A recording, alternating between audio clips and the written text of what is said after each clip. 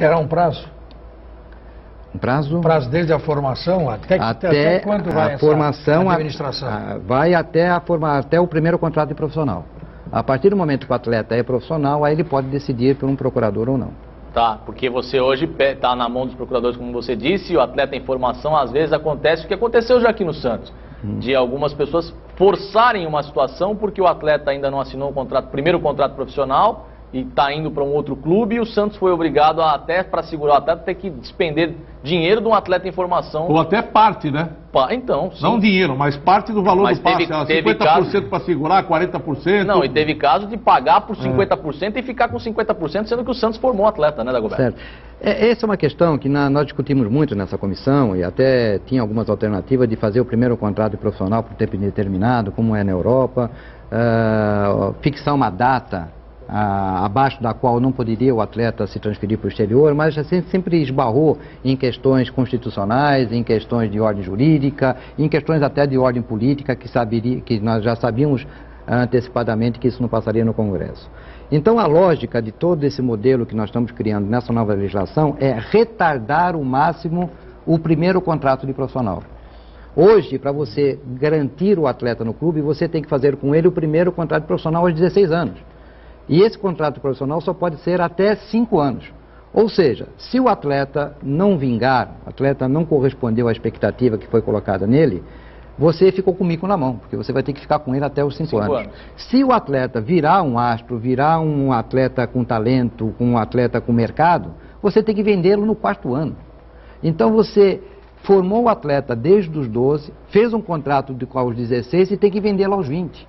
Porque quando ele formar 21 anos, é o último ano de contrato dele, ele não quer mais. Ele não quer mais ser vendido, porque todo o recurso da venda será dele. Então, essa é uma grande armadilha, que nós temos que, de uma certa forma, proteger o clube formador. E como fazer isso? É retardando o primeiro contrato de profissional. Tá? Porque o atleta, quando ele é não profissional, ele fica muito vulnerável. Tá certo? Porque o atleta não profissional, ele não é registrado na CBF. Ele é federado nas federações da qual o clube é subordinado. Então, se você retira um atleta de São Paulo, não profissional, e joga com ele em Porto Alegre, ninguém fica sabendo. E a hora que você ficar sabendo e entrar com uma ação judicial, você esbarra no código do adolescente, do menor, e acaba não conseguindo êxito. Então, a gente está procurando criar mecanismo de indenização caso o atleta seja transferido durante a fase dele não profissional.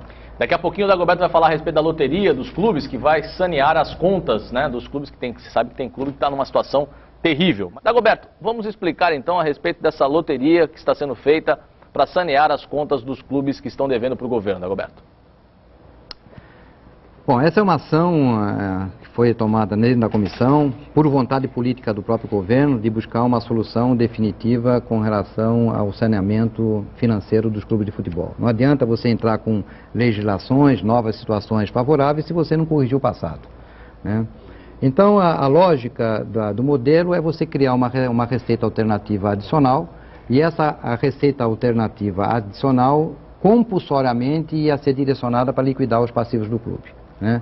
Hoje os clubes estão devendo alguma coisa, a indústria do futebol está devendo alguma coisa em torno de uns 800 milhões de reais, sendo 400 milhões de reais a INSS, 260 milhões de imposto de renda e 140 milhões de fundo de garantia, tá? Que 800 milhões, entre a dívida ativa da União, representa 0,0 alguma coisa, muito menos do que 1%. Algumas empresas hoje, sozinhas, isoladamente, devem muito mais do que a indústria do futebol como um todo. Muito bem. Então, esse recurso viria de onde? Esse recurso viria de uma loteria esportiva. Uma loteria esportiva não é um concurso de aposta, é um concurso de prognóstico no modelo da Mega Sena, onde os números seriam substituídos pelas logomarcas, pelas marcas, pelos símbolos do clube, e o apostador apostaria exatamente na quantidade de clubes que é permitido pela própria loteria esportiva.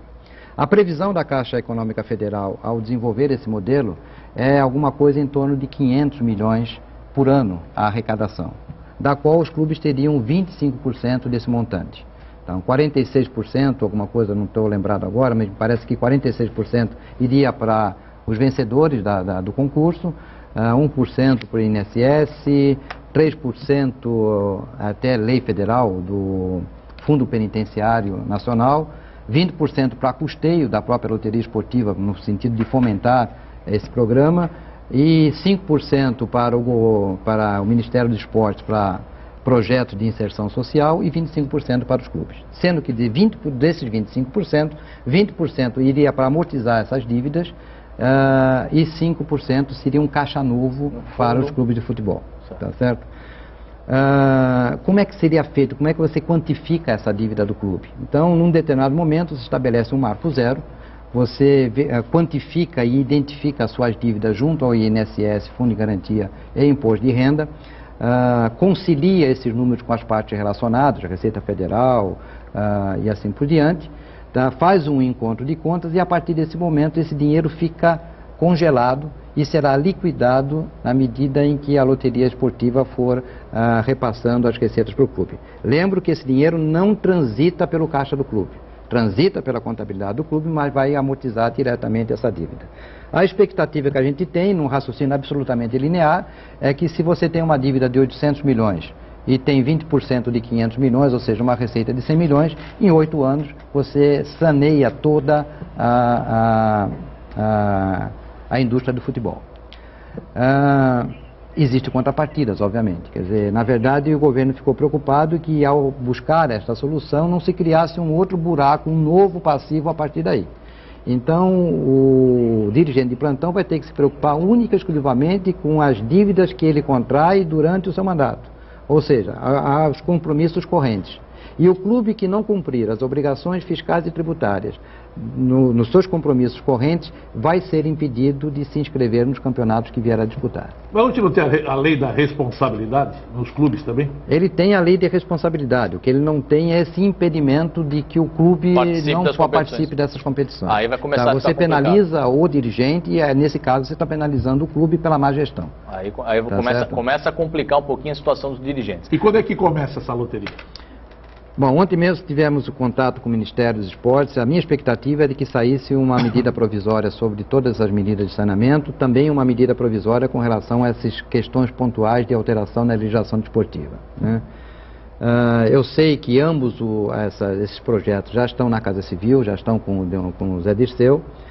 A expectativa, o meu feeling é que saia uma medida provisória ainda esse mês com relação ao time mania, o projeto de saneamento, e que talvez o melhor dos mundos seria que essas alterações legislativas saíssem também como medida provisória.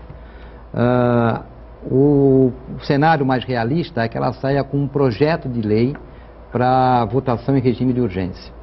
E o pior dos mundos é que ela seja levada para a comissão que está estudando a consolidação do Estatuto do Desporto, para que ela seja inserida nessa consolidação, que aí o prazo, eu não tenho nenhuma expectativa de que isso aconteça. Aí não sai nem no ano que vem, porque ano que vem é ano eleitoral, você sabe como é que é, né? Mas eu vou deixar uma pergunta no ar para o Dagoberto. Você vai deixar uma pergunta no ar e eu vou deixar uma informação no ar. A gente está checando aqui no programa e o repórter não tem horário, né? Porque a informação chega para nós aqui a todos os momentos. E nós temos uma informação que o Santos contratou um jogador que estava atuando na Europa e vai se apresentar sábado lá em Atibaia.